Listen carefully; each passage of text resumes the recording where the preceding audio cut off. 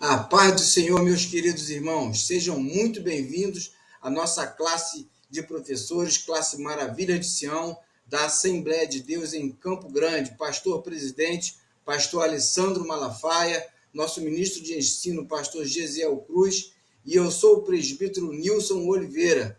E hoje estamos aqui para darmos continuidade à aula de preparação para os nossos professores da escola dominical. Nós estaremos falando sobre a lição de número 4, aula que vai ao ar no dia 26 de janeiro, nosso quarto domingo de janeiro. O tema do trimestre é o movimento pentecostal, a chama do Espírito Santo que continua a incendiar o mundo. A nossa lição, o tema é o puritanismo, um movimento de pureza espiritual e vida dedicada a Deus. Ao longo desse trimestre, nós estamos estudando sobre o movimento pentecostal.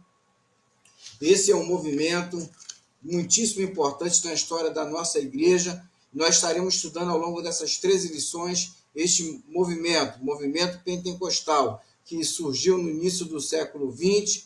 Vamos estar falando da sua chegada ao Brasil, segue uma linha do tempo que vai desde o derramamento do Espírito Santo ali em Atos capítulo 2, né, passando pela era da Igreja Apostólica e por vários outros movimentos de renovação espiritual, né, chegando na pré-reforma, na reforma e vários outros movimentos e até os dias atuais. O propósito da nossa lição desse trimestre é que nós possamos identificar os vários aspectos de causa e consequência desses eventos, bem como as suas conexões e com as raízes teológicas do pentecostalismo clássico, considerando aqui principalmente a nossa denominação Assembleia de Deus.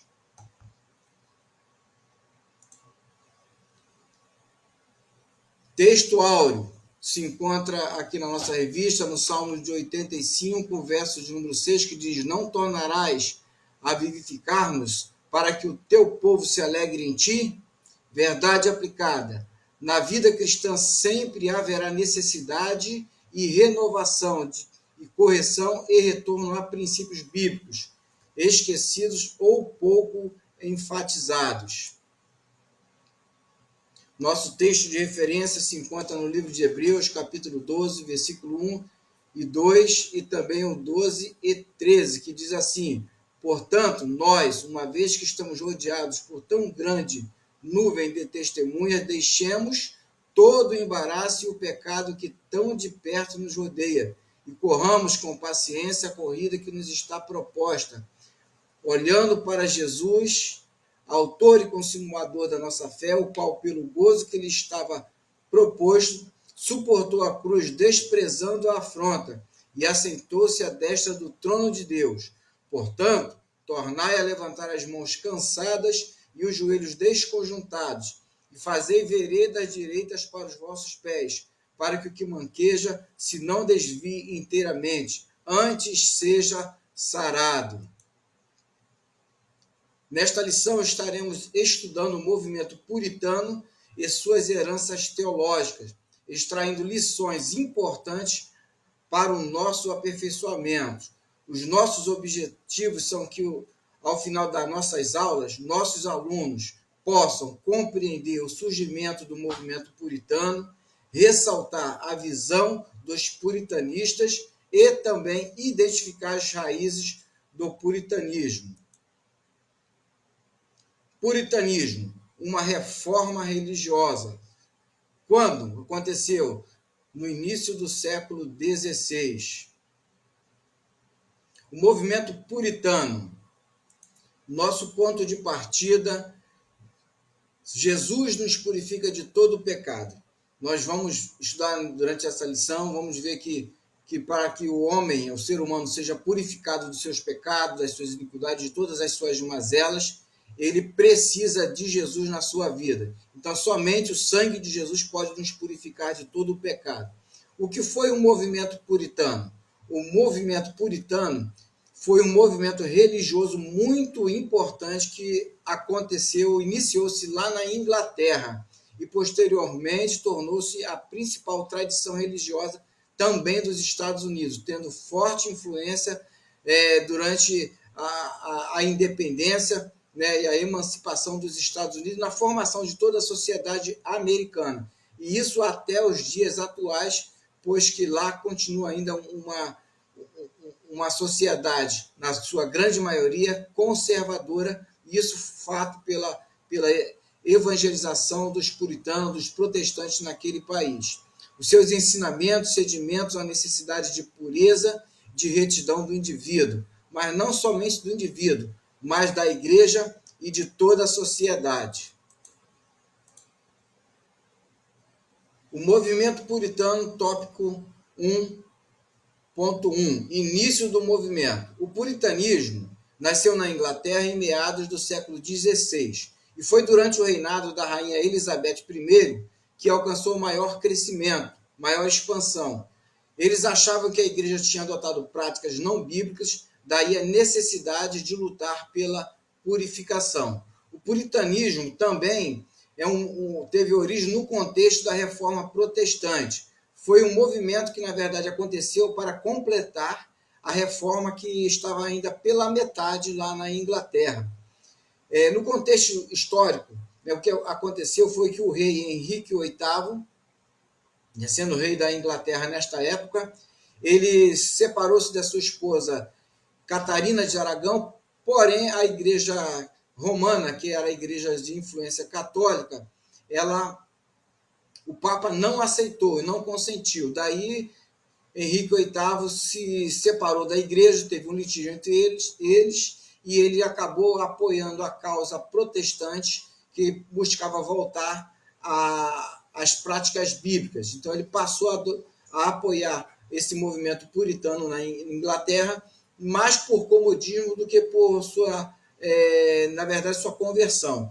Seguiu-se ao trono pouco depois, né, com a sua morte, né, alguns reis, e logo depois assumiu também a rainha Elizabeth I, talvez conhecida por alguns como Isabel. Esta deu grande apoio à causa protestante e ao puritanismo, fazendo com que se desenvolvesse mais rapidamente, né, porque ela realmente parecia ter se convertido ao protestantismo, deixando de lado as práticas da igreja romana, porque esta tinha grande influência na igreja anglicana. 1.2, o descontentamento com a igreja. Os puritanos acreditavam que a igreja da Inglaterra tinha se afastado da sua pureza original, que era preciso eliminá-la das práticas católicas. Eles condenavam a pompa das vestes litúrgicas e das decorações da igreja, também dos dogmas e tradições que eram oriundas da igreja católica. As principais características dos puritanos foram as seguintes: crença na predestinação e na graça divina. Eles também valorizavam a honestidade e a simplicidade, ainda a importância do trabalho árduo e da disciplina pessoal. Cada um tinha que realmente trabalhar e dar a sua contribuição para o ganho do seu pão de cada dia. Eles ainda acreditavam na regência absoluta de Deus sobre a humanidade. A nossa primeira palavra-chave é pureza espiritual. Lembrando aos irmãos que ao chegarem lá na nossa matriz, vocês têm que apresentar as 3 palavras-chave que serão apresentadas aqui ao longo da nossa lição. Ainda convém ressaltar que, devido a esse descontentamento dos irmãos puritanos, desse movimento puritano, que eram irmãos simples, mas que queriam voltar às práticas bíblicas, devido a esse descontentamento da sua vida regrada, baseada na palavra de Deus, causando grande desconforto na igreja anglicana. Então, eles foram expulsos da igreja anglicana. Tópico 1.3. O cuidado com o indivíduo. Além deles se preocuparem com a reforma da igreja, eles também se preocupavam com a integração do indivíduo na família e na sociedade. Em busca de uma reforma consistente, sua teologia puritana era composta basicamente ou principalmente de 4 visões fundamentais. São elas: a salvação pessoal é pela graça de Deus, conforme Efésios 2, 8 e 9, que diz: porque pela graça sois salvos por meio da fé. Isto não vem de vós, é dom de Deus, não vem das obras, para que ninguém se glorie. Eles também tinham como visão a doutrina da suficiência das Escrituras Sagradas, porque a Escritura Sagrada ela está acima de todas as coisas, de todos os escritos e ensinamentos, pois ela é a inerrante palavra de Deus, conforme diz em Timóteo, capítulo 3, versículo 15 até o 17, que diz assim: e que desde a tua meninice sabe as sagradas Escrituras, que podem fazer-te sábio para a salvação pela fé em Cristo Jesus. Toda a Escritura é divinamente inspirada, proveitosa para ensinar, para repreender, para corrigir, para instruir em justiça, para que o homem de Deus seja perfeito e instruído em toda boa obra. A quarta visão deles, né, aponta, perdão, a terceira aponta que a igreja aponta para que o que está posto nas Escrituras, amortizando conceitos da tradição, conforme João 17:17, pois que a igreja ela tem que pautar a sua vida, a sua espiritualidade, o seu viver diário na Bíblia, a Sagrada Escritura. Tradição, costumes passados de pais para filhos, de religiosos, de pastores, de bispos, eles não podem e não poderiam e não podem ter maior valor do que a Sagrada Escritura. Então, é suficiente o que está na Bíblia Sagrada. Louvado seja o nome do nosso Senhor. A sociedade é um todo agregado para que o Senhor seja glorificado em todas as áreas da vida humana. Essa é a quarta visão deles. Por quê? Porque se a sociedade, né, a junção dos indivíduos forma a família e forma a sociedade. Então, Deus nos vê também, não somente como indivíduo, mas vê-nos como um todo. E para que a nossa nação seja abençoada, é bom que toda a nação seja convertida e temente ao Senhor. Então, eles tinham essa visão de que a sociedade ela deveria ser transformada pelo poder da palavra para que eles pudessem experimentar todas as bênçãos oriundas do nosso Deus. Tópico 2. Um movimento visionário.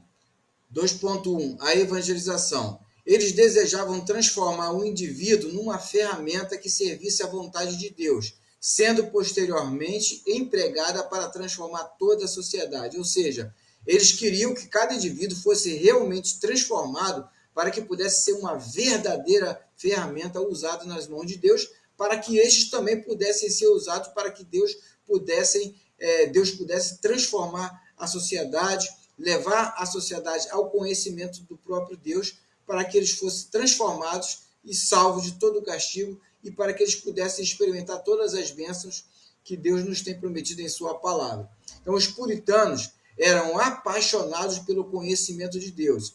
Achavam necessário romper os princípios dogmáticos da igreja inglesa para levar outros povos ao conhecimento de Deus. Desta forma, eles se aplicavam à educação e a estudar as Escrituras. Tinham consciência de que o Senhor tem o propósito de propagar o Evangelho e o faz por meio da igreja. Então, eles tinham consciência de que a vontade de Deus era essa. Para tantos, deveriam romper com todos os conceitos católicos que ainda perduravam, né, oriundos das tradições romanas.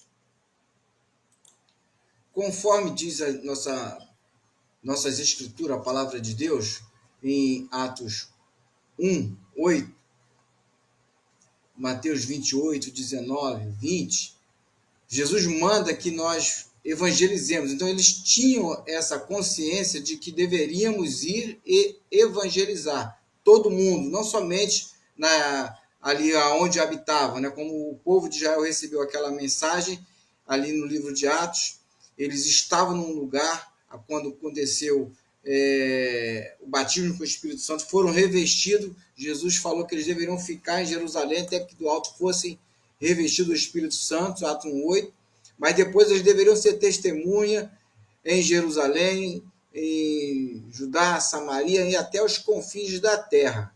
Mas nós percebemos que os discípulos, quando eles receberam aquele revestimento, eles pensavam que deveriam permanecer em Jerusalém.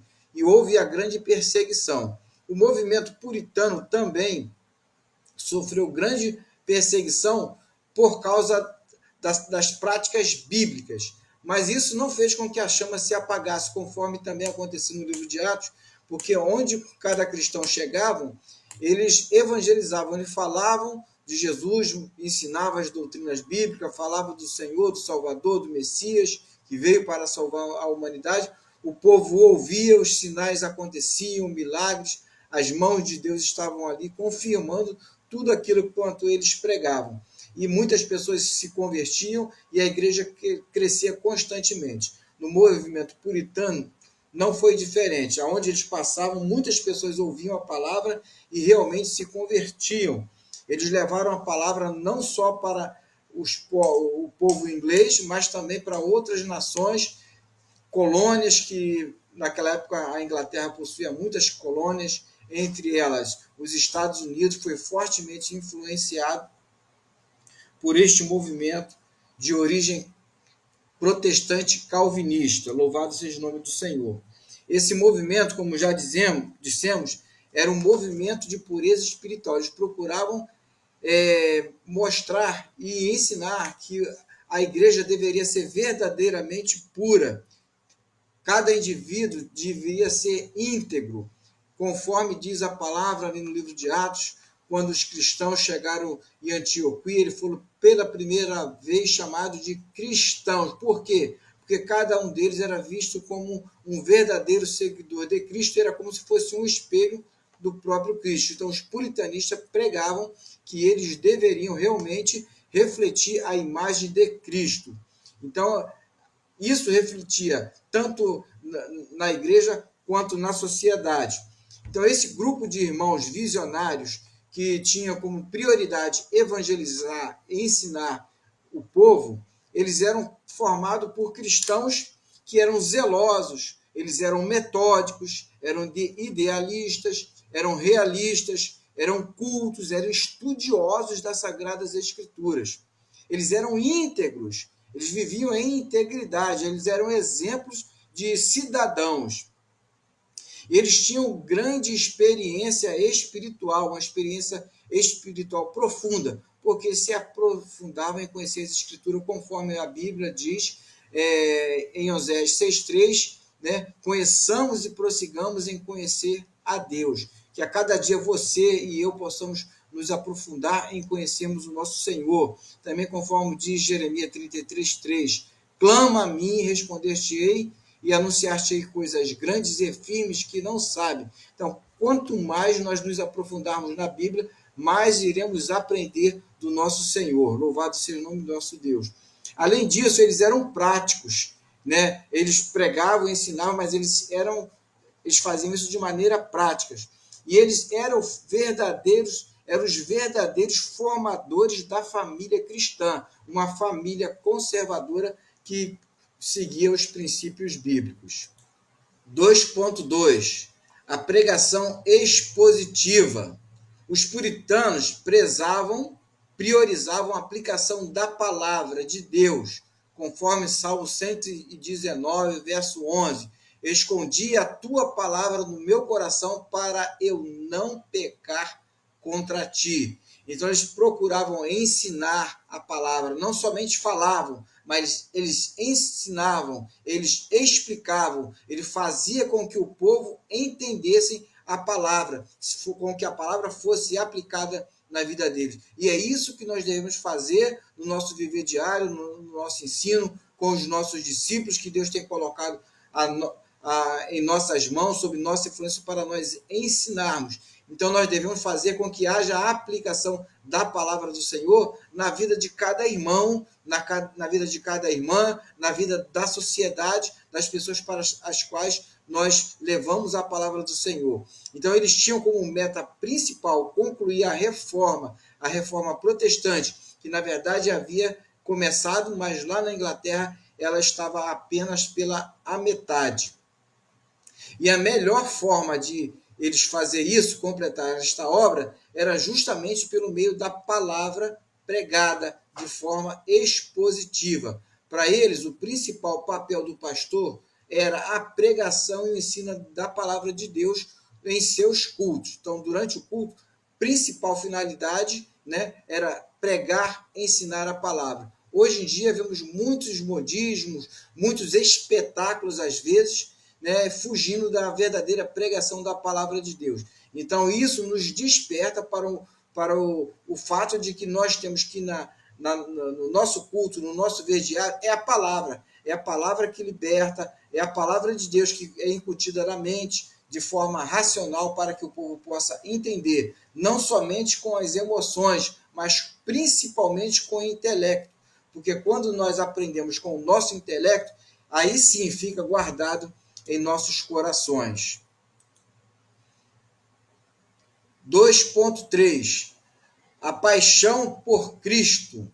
Eles eram verdadeiramente apaixonados por Cristo. Cristo era tudo para eles, como Cristo é tudo para nós. Os puritanos, eles eram cristocêntricos. O que vem a ser isso? O cristocentrismo desempenha um papel crucial na teologia cristã, pois enfatiza a importância e a supremacia de Jesus Cristo como o Filho de Deus e o Salvador da humanidade. Ele reconhece que Jesus é o único mediador entre Deus e os seres humanos e que a salvação e a reconciliação com Deus são possíveis somente através dele. Além disso, o cristocentrismo destaca a encarnação de Jesus, sua morte sacrificial na cruz e a sua ressurreição como eventos centrais para a fé cristã. Então, Jesus é o centro de tudo. Ele é o centro de tudo na nossa vida. Não existe nenhum mediador, não existe costumes, não existe tradição, não existe dogma, não existe nada que o mundo possa trazer de novo que não esteja em Jesus. Jesus é a fonte de toda a verdade. Para nós, ele é suficiente. Louvado seja o nome do Senhor. Assim devemos ser apaixonados pelo nosso Jesus. Nossa segunda palavra-chave, evangelização. É a nossa segunda palavra-chave. Os puritanos também tiveram uma influência significativa na sociedade e na política na Inglaterra, além de ter influenciado a colonização da América do Norte. Algumas influências dos puritanos foram na religião, na vida pessoal, na vida comunitária, na vida intelectual. Os puritanos valorizavam o estudo e a leitura da palavra. Na vida política, os puritanos tiveram um papel importantíssimo nas revoluções inglesas do século XVII, também na colonização da América do Norte.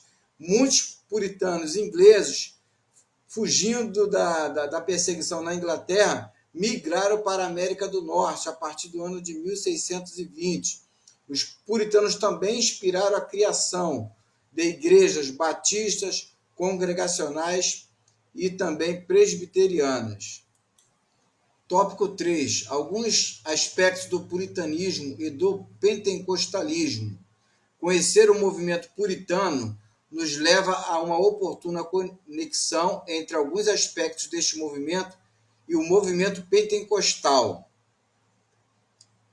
Certamente isso contribui para o exame contínuo de aspectos que, como pentecostais, precisamos conservar ou resgatar.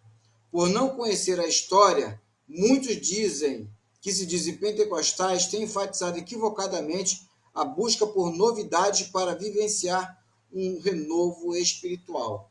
Não temos nada de novo a não ser a Bíblia. A Bíblia é sempre nova a cada manhã, pois ela é a palavra de Deus.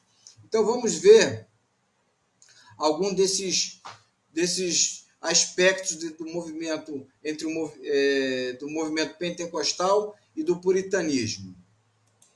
Primeiro, 3.1, a doutrina do Espírito Santo. O pentecostalismo é o resultado de vários movimentos religiosos que surgiram ao longo da história da igreja. Embora os puritanos não sejam vistos como pregadores avivalistas, eles buscaram experimentar o avivamento provando da graça reavivadora de Deus em suas vidas e em suas igrejas. A efusão do Espírito Santo em suas vidas era notória. Por quê? Porque eles buscavam conhecer a Deus. Quanto mais nós conhecemos a Deus, mais experimentamos do amor de Deus e dos mistérios de Deus que Deus revela para nós. Então, a doutrina, né, desse movimento pentecostal e do puritanismo, ela está intimamente ligada. Um dos nomes comentados na nossa revista da Escola Bíblica Dominical, ele diz o seguinte, que embora os puritanos escrevessem pouco sobre o avivamento, eles conheciam a graça reavivadora de Deus na sua experiência pessoal e no seu ministério. Por quê? As suas igrejas conheciam as notáveis efusões do Espírito Santo. Nós sabemos que quando o Espírito Santo ele é derramado sobre a igreja, nós sentimos, nós percebemos, nós conseguimos ver com nossos olhos físicos e sentir com a nossa alma, com o nosso espírito. Então, isso era notório na vida dos puritanistas. 3.2. A missão do povo de Deus. Um estudo acerca da visão que os puritanos tinham da vida cristã e da missão do povo de Deus aponta para a relevância da ação do Espírito Santo na capacitação da igreja, na evangelização até os confins da terra. Atos 1:8. Muitos países foram evangelizados por eles e, ao fugirem da perseguição na Inglaterra, assim podemos destacar os Estados Unidos, a França e até mesmo o Brasil, até os dias de hoje.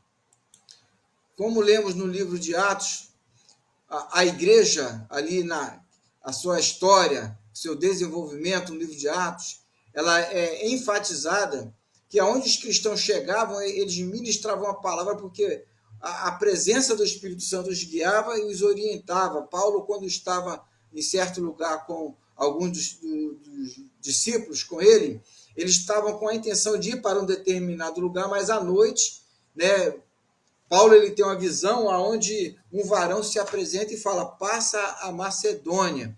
Ou seja, o Espírito Santo mostrando qual era a direção que Deus queria. E não foi diferente nesse movimento pentecostal ao longo da história da igreja, desse movimento da igreja, onde Deus tem realmente manifestado a sua graça e o seu poder, orientando a respeito do que o povo deve fazer.